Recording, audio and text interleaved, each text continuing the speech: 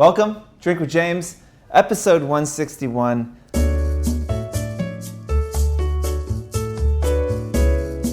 I have this glass here from my friends at I'm going to look at it. It's Simply.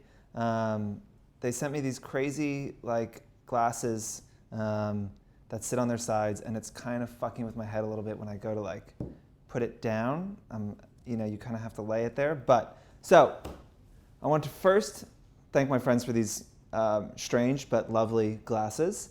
And, I appreciate someone that goes above and beyond, right? Many of you send me whiskey and I appreciate it.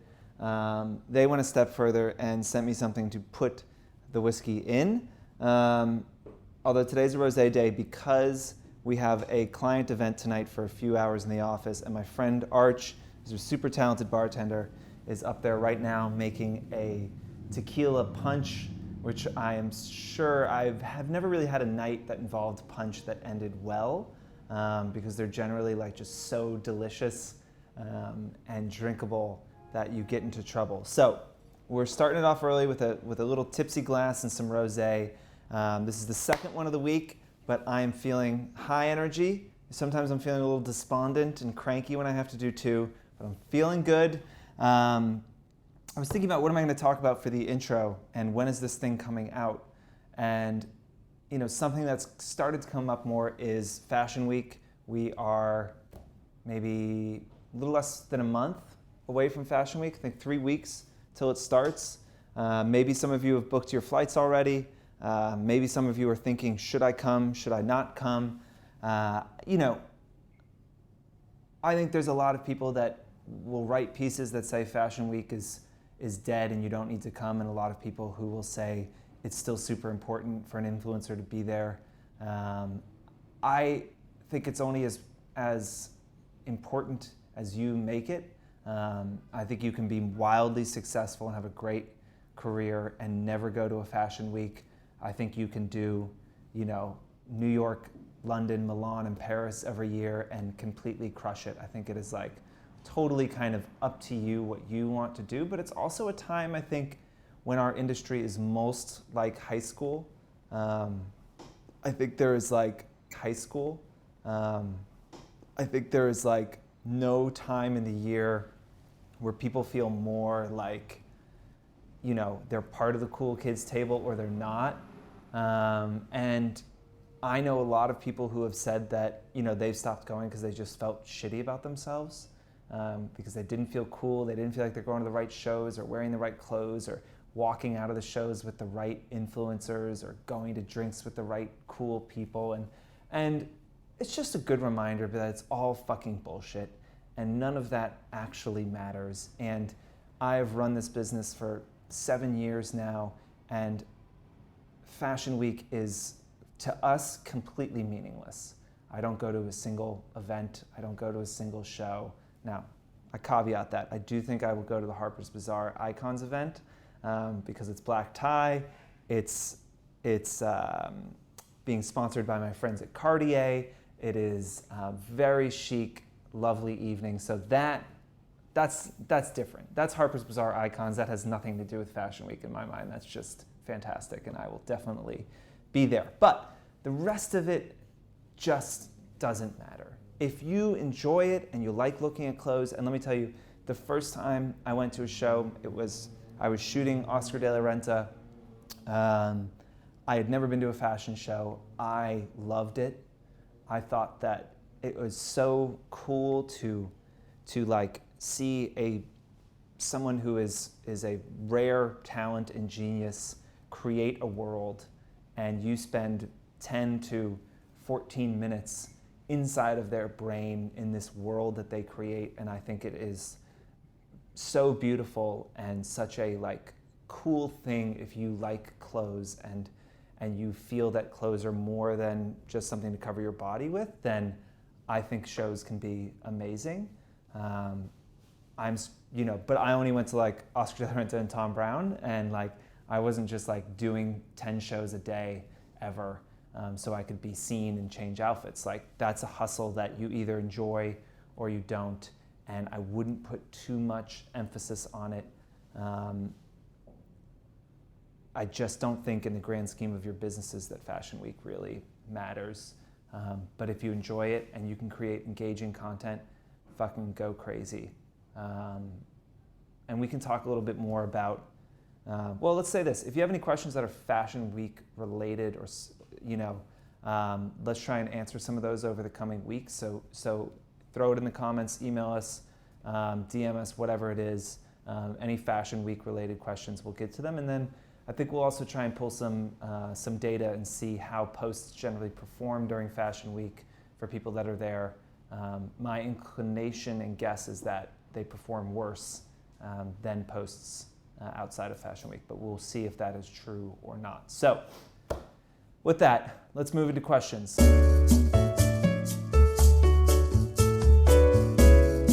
Question number one is a very long question, but it was essentially somebody who is asking, what to do with all of the unsolicited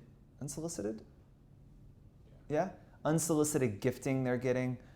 In this case specifically, the influencer had put some of the gifted items onto Poshmark to sell, and the brand called them out on it, but was wondering, with the volume of stuff that influencers are getting now, what are you supposed to do with all of it, and kind of what is acceptable in the industry versus what is frowned upon. So for this one, I actually reached out to Sydney, who has been on our show, right? Yeah. Sydney from Fohr, who does a lot of the work for VUV. I reached out to her. She's been on the show, and I just wanted to get the perspective of someone who is at a brand, and we chatted about it for 10 minutes today, and we're pretty aligned. I think that one thing is I think the smart agencies and brands increasingly are doing less unsolicited gifting than they did in the past, and there is a trend in the industry towards relationships and brands wanting to build relationships with influencers instead of just like what I'd call spray and pray, of just like send out a bunch of shit and hope people post it, which is still totally common and probably more common than not. But I look at Fohr as a leader, and the fact that they're actively saying, hey, we're doing less of the spray and pray, I think that that's going to generally be a trend. Now, if you get stuff that you don't want, you probably can't stop the flow of packages out there. And I think I understand, as an influencer, not wanting to say, hey, I'm not taking any gifting, because if Dior is sending another, round of saddlebags around, like, you're gonna want in on that. And there's probably a lot of stuff that you get that you feel really fortunate and lucky to get. So it's tough to say, hey, I don't accept gifting. There are big influencers I know that say that they just straight up don't accept gifting because it creates an expectation.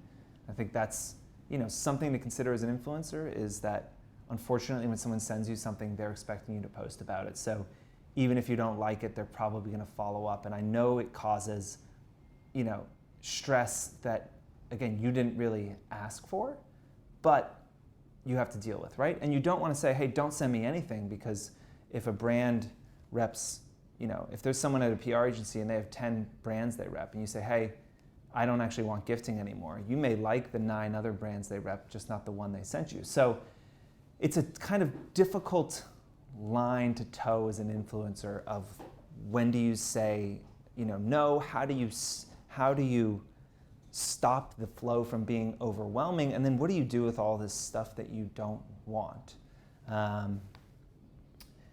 In talking to Sydney, and we were aligned on this, I think that honesty and candor are always appreciated in the industry, and I think if you get something and you really don't want it or you can't use it, reaching out respectfully saying, hey, thank you so much for thinking of me, I really appreciate it. I know these things I know these products aren't cheap, and it's not something that aligns with my taste, and so is there any way you could send me a return packing slip so I could send it back to you? They may do that, and you send it back. They may say, you know what, don't worry about sending it back. You can just give it to a friend or whatever, or keep it. Regardless, in that case, you've asked, you've said, okay, hey, I don't want this. And certainly as an influencer, you shouldn't be expected to pay to ship it back to them yourself. But you're saying, hey, I don't want this, and I know it's not free, and maybe there's somebody that would want it, so can you just give me a return packing slip so I can send it back to you?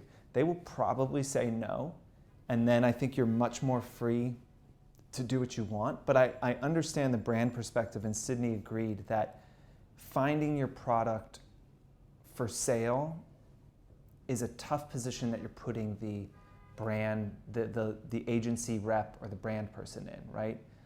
Because they had to get you approved probably, and they probably said, hey, I think this person's great and we should send them this thing. And they sent it, and then the VP of marketing is on Poshmark the next week, and they see the brand new limited edition thing that they sent you up on Poshmark. They send a note to their brand contact saying, what the hell? Like, why is this thing for sale? And now that person is in trouble. And again, I understand it from the influencer side, because it's like, you didn't ask for this shit, right? And sure, I'm sure you guys give some stuff away to family. I'm sure you give some stuff away to charity, give it away to friends, give it to people on your team. But the volume is so much that there's things that you're probably like, you know what, I'm gonna sell this because I didn't ask for it, and it's a $1,000 coat, and I can get $500 on Poshmark, and I get that. But fair or unfair, when they sent that to you, there was an expectation. The expectation is that you're going to post about it. And again, that's not necessarily a fair expectation, and I think brands should always do opt-in gifting.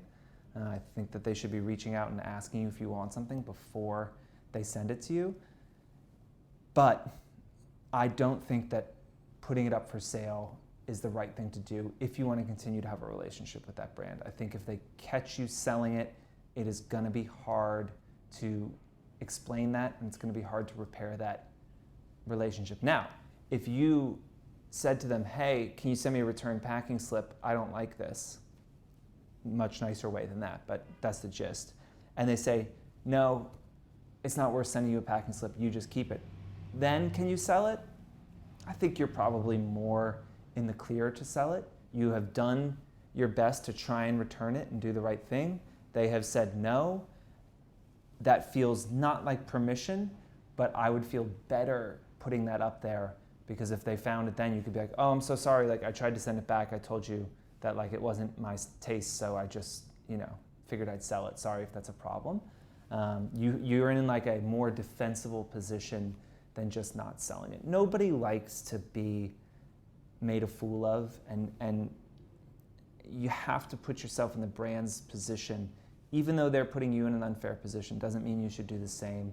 And it's going to come down on that brand person if their boss's boss or their client finds that, the gifting that they're doing that you talked them into, now a bunch of those clothes are up on Poshmark. And I'm telling you, the brands do check it. The fact that the person who asked this question, the fact that they are checking means that like this is a thing brands are looking at, and I just don't think it's worth ruining a relationship for whatever you're going to make on the clothes. So try and send it back. If not, do what you will with it.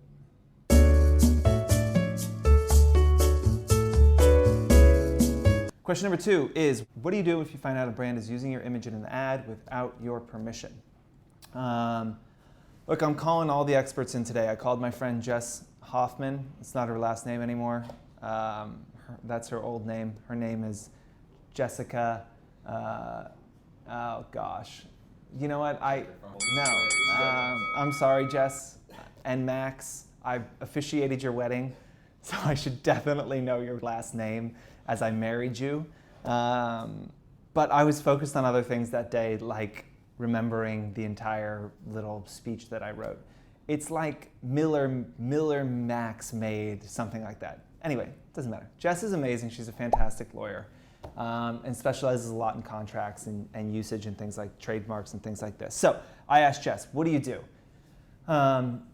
First thing was like, you don't necessarily want to start, you don't necessarily want to start super aggressive, right?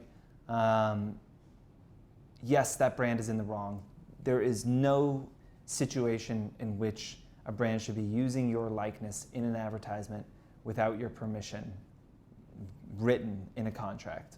100%. There's no excuse for it. So you want to first send a cease and desist and say, hey, you're using my image. This is a problem. I need you to take this down immediately. I think that for me, I would treat digital ads differently than print, something in print. So I think if it shows up in an Instagram ad, that sucks, but it's harder for you to do anything other than say, hey, take this down. And look, if you don't start in really hard on the brand and you don't come in being like, I'm gonna sue your ass, like strap in, I do think you can use it to say, hey, obviously you guys like this image. Would you be interested in buying it from me? And we talked a little bit about usage rights in a few shows ago. I think a good kind of metric is for 60 days of usage, half of what you would charge for a sponsored post. So maybe in good faith they'll tell you how long they were running the ad, and maybe they'll back pay you for it. But you could use it as a sales opportunity to say, hey, you're obviously, you enjoy my likeness, you like my photos. How about we work together? How about you buy this photo? How about we work together on a future sponsored post? That's why I would say don't go in hard to begin with. You have the law on your side, so you don't have to be really aggressive in the beginning because you will always win the argument if it came to court. So they're going to take the digital ad down, and I think it's harder to claim damages on a digital ad just because you'd have to see exactly how much spend they put behind it, how long has it been out in the world, blah, blah, blah. I wouldn't be as concerned, personally. Now, let's talk about print, okay? The problem with print is, if they put something in print and it goes out to, 500,000 people, they can't take those magazines back. They can't, that's already out there, and they should have paid you, and there's no way for you to get that money back. So in that case, I would again, send them a letter, and I would absolutely push for money. I had a friend who, a magazine, not even a very big magazine, used his image, like he's a photographer, and he had uploaded one of his images in Google as connected to a restaurant, like he was a user photo in a Google search result for a restaurant, and a magazine, fairly large food magazine, wrote a little blurb on that restaurant and used his photo without crediting him, and I think he got $15,000 from them. Now, this was a national magazine, but if somebody is using your likeness or your photo in print without your permission, there are very clear kind of standard usage rights that say, how long they use it, how big the circulation is, and it's pretty easy to find what that would cost for them to buy it. And I think you're absolutely in the right to push them to pay you for what they would have had to pay you had they used the image in the correct way, which was reaching out and buying it from you. So that was Jess's advice. And I tend to agree that I think there's this idea sometimes that when you're wronged and you're trying to get what you want, that being really angry is the way to get it done. And there are certainly times where, passionate disagreement or a little bit of anger can help move your cause along. But I generally find, again, this is a small industry, that giving people the benefit of the doubt and going into it assuming it was just a mistake and it was not it was not because they were trying to screw you over is the right way to go about it. Because again, end of the day, if you want to keep pushing it, you've got the law on your side and there's nothing they can do about it. So you at least give them the opportunity to do the right thing before, ranting and raving and turning it into a tense situation before it needs to be. Because the one thing that, especially a bigger brand has that you don't, is that, they can exhaust their legal team and they can pay legal fees much bigger than you can, and if it's a bigger amount of money that you're fighting for, these companies can throw a bunch of lawyers at it and can kind of outgun you, or you could be in a position where you're paying thousands or tens of thousands of dollars in legal fees, which, is just not a situation you want to be in. So I find if you give people the opportunity to do the right thing, sometimes they surprise you. Sometimes they don't. But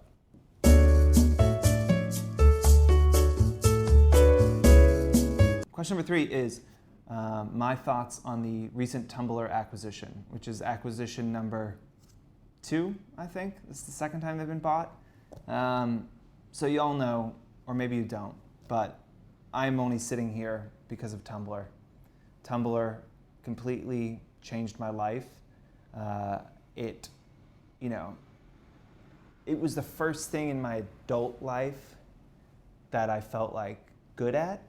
It was the first place in New York that I experienced any sort of success. My career and life in New York until then had been pretty mediocre and honestly disappointing. Talk a bit about that in Foreground episode 1 with Tim, if you hadn't listened to it. But Tumblr was a really special place for me. It's where I got more confident in my creativity, in my writing, certainly in my photography.